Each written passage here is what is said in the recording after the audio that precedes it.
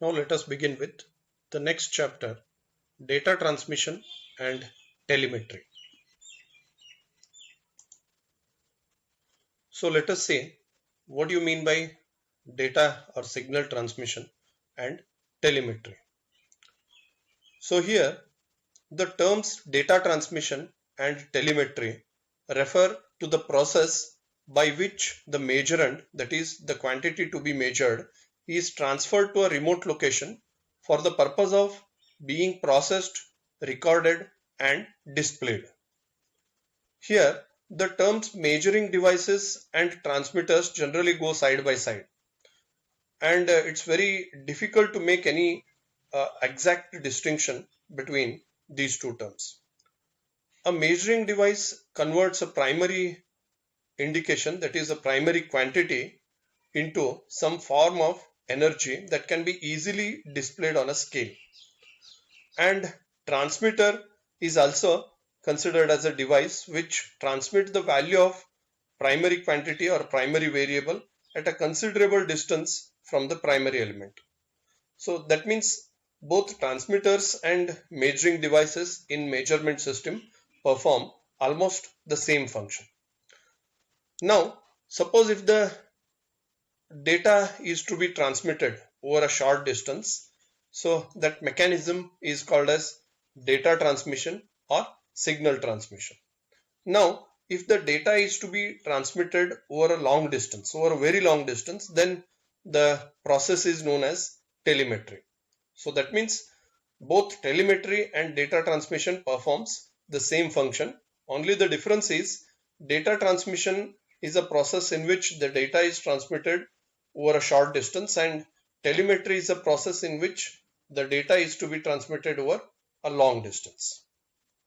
So now for data transmission, various methods have been developed.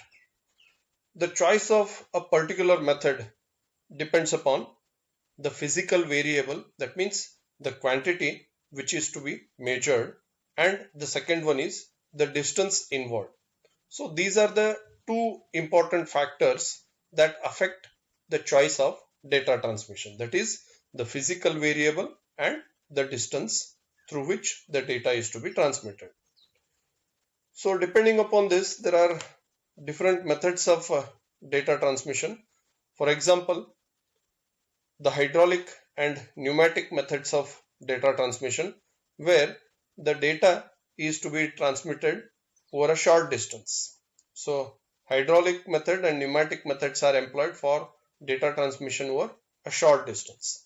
Now the electrical or electronic methods are most suitable methods of data transmission for transmitting data over a short distance as well as transmitting data for long distance.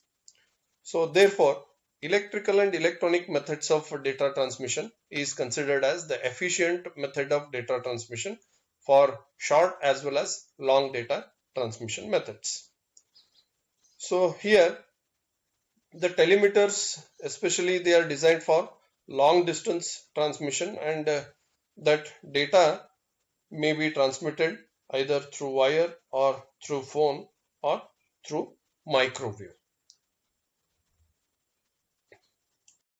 Now let us discuss about different types of data transmission or different methods of data transmission. So the first one, the basic method, is mechanical transmission. The rack and pinion arrangement and the gear trains are used in mechanical data transmission. Here they amplify the displacement and also transmit the signal to a pointer which moves across a calibrated scale.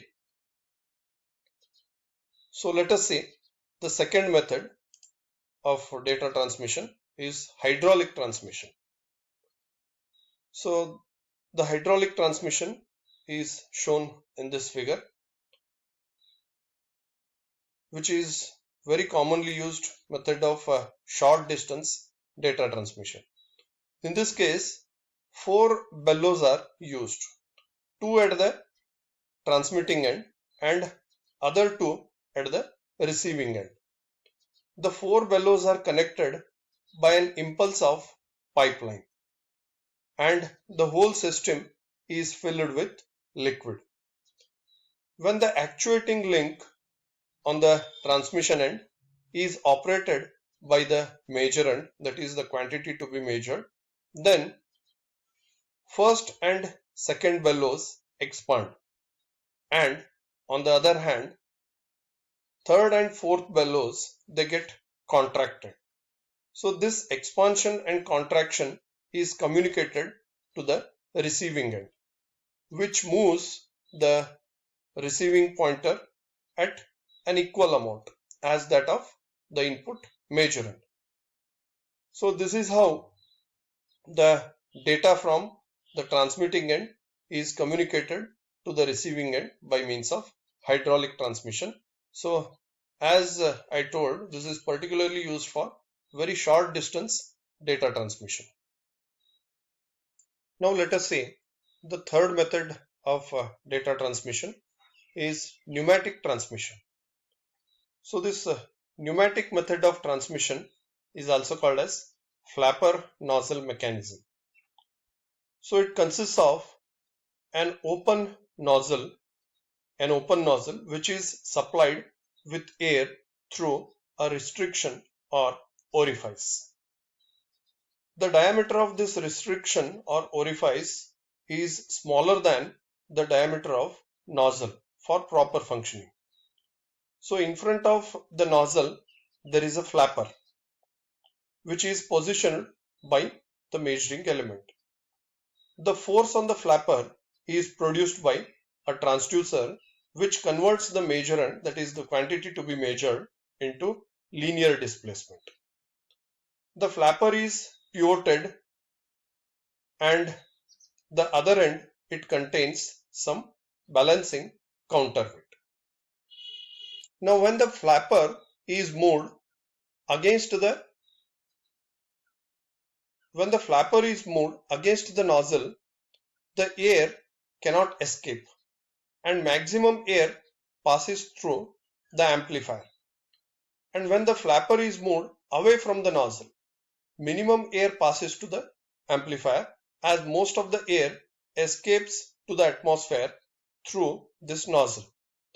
Thus the movement of this flapper from one extreme position to another extreme position serves to control the amplifier, which produces an air pressure proportional to the input measurand.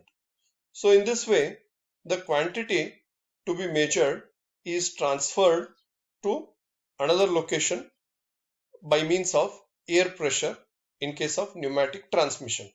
So this method of transmission is also employed for only short distance transmission. Now let us say the fourth method of data transmission is magnetic transmission. So in this arrangement, there is a mechanically moving element which is connected to an armature at one end, and this arrangement is kept inside a non-magnetic tube, and there is a permanent magnet around armature outside the non-magnetic tube. So here in this arrangement, an armature is attached at the end of a mechanical moving part whose movement is to be transmitted outside the armature moving inside a non-magnetic tube. A magnet is placed around the armature outside the tube. The magnet follows the movement of the armature and repositions a pneumatic transmitter. The magnet movement could also be utilized to operate an electronic transmitter here. So in this way, the measurand, which is here the displacement, can be transmitted over a short distance by means of magnetic transmission.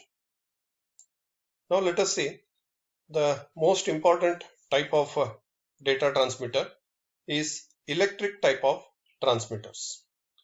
So most of the electric type of transmitters employ AC bridges. So some of the electric type of transmitters are mentioned here: Wheatstone bridge transmitter, inductance bridge, impedance bridge, differential transformer, self-synchronous motor, resistance, manometers. So here some of the converters may also be considered as the transmitters. For example, current to pneumatic converters, pneumatic to current converters, voltage to current converters, voltage to pneumatic converters. So these converters, they transmit the data from one form by converting the data from one form to another form. The data can be transmitted here. So these are the different methods of data transmission.